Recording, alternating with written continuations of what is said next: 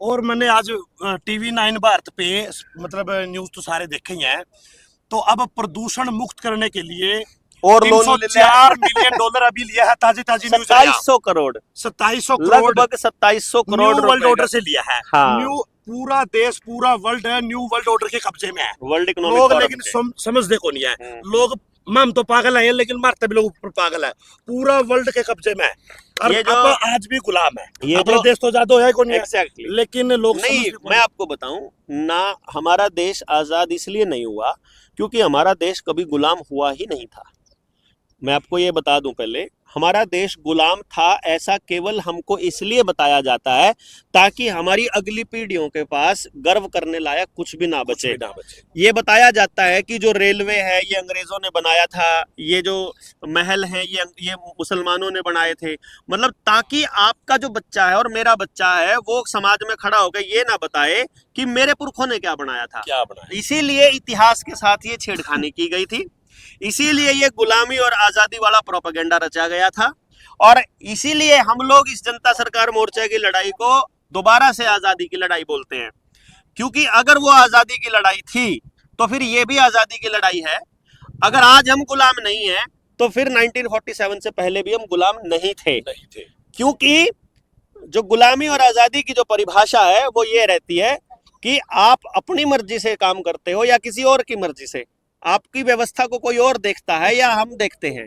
तो अगर मैं 1947 से पहले की बात करूं तो भारत के गांव में, जैसे 47 से पहले की छोड़ो, यहां तक कि अंग्रेजों के बनाए हुए अंग्रेजों के बनाया हुआ संविधान, मैं संविधान को अंग्रेजों का बनाया हुआ इसलिए बोलता हूं कि 1935 का गवर्नमेंट ऑफ इंडिया एक्ट है जिसको बाद में संविधान का नाम दिया गया, जिसके ऊपर संविधान सभा की मोहर लगाएगी। डॉक्टर भीमराव अंबेडकर को इसका बनाया गया सभापति और फिर उसके बाद आगे चले।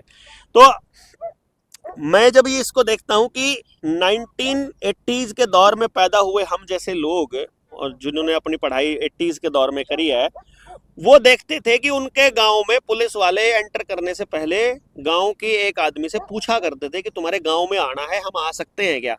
इसका मतलब ये हुआ कि वो व्यवस्था हमारे गांव में हमारी मर्जी से चलती थी, उस व्यवस्था को वैसे ही तोड़ा गया जैसे आज आदिवासियों की व्यवस्था को तोड़ा जा रहा है। तो मुझे ये समझ में आया कि रियलिटी में गुलाम अब होने वाले हैं हम। बिल्कुल मतलब अभी जैसे आपके जन्म का प्रमाण पत्र नहीं होगा तो ये नहीं होगा, आपके पास ये डॉक्यूमेंट नहीं होगा तो ये नहीं होगा, आधार नहीं होगा तो ये नहीं होगा।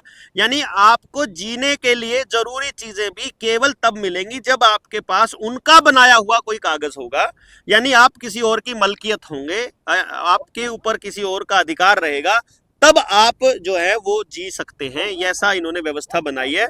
तो असल जो लड़ाई है ये अब शुरू की गई है बेसिकली कि ये आज़ादी की लड़ाई कि हम अपनी व्यवस्था चाहते हैं जिस व्यवस्था के ऊपर लड़ रहे हैं। और रही बात कर्जे की, तो बैंकिंग इस दुनिया में मानव के साथ, मानवता के साथ किया गया आज तक का सबसे बड़ा फ्रॉड है।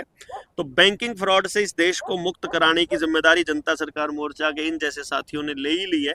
और मुझे लगता है जल्दी ही हम सब लोगों को, हर किसान को और हर व्यक्ति को जिसका भी मकान, दुकान, घर, ट्रैक्टर, कार लोन पर है, उनसे मुक्ति दिला देंगे।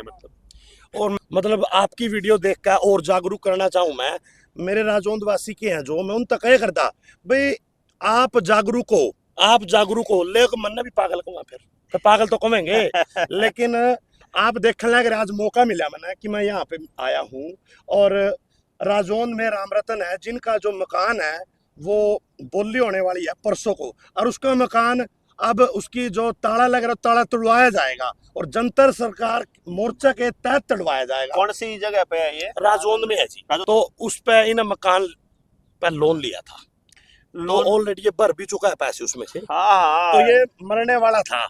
हाँ, सच्चाई है जो बात। हाँ, ये दारू पीने लग गया, सारी चीजें सब ऐप हो गया, परेशानी। मैंने इसको 6 महीने पहले बोली थी बात। हाँ, मैं तेरे को मैं बचा दूंगा तो साथ चल। हाँ, फिर ये गौर नहीं करी ना, तो परेशान आदमी कैसे गौर करेगा। हाँ। तो वही बात है, आज मौका मिला है तो ये पहुंच गया ना भाई, एक बस मौका ही दिया परमात्मा जी। ने ये दूसरा जन्म, मैं ये कहता हूँ भाई, एक तो जितने भी लोग हैं और किसान हैं पूरी एक दुनिया में और पूरे भारत में जितने लोग हैं, जो कर्जे की वजह से कोई सुसाइड ना करो। सोसाइटी जी, मतलब मेरे राजौंद में एक ताऊ का लड़का है हमारा, हाँ, ये भी ताऊ का लड़का ही है मेरा, मेरी हाँ, बरादरी से है, प्रजापत समाज से। हाँ, तो उसने जी फांसी खा ली थी रात ना, उन्होंने फाइनेंस ले रखा था।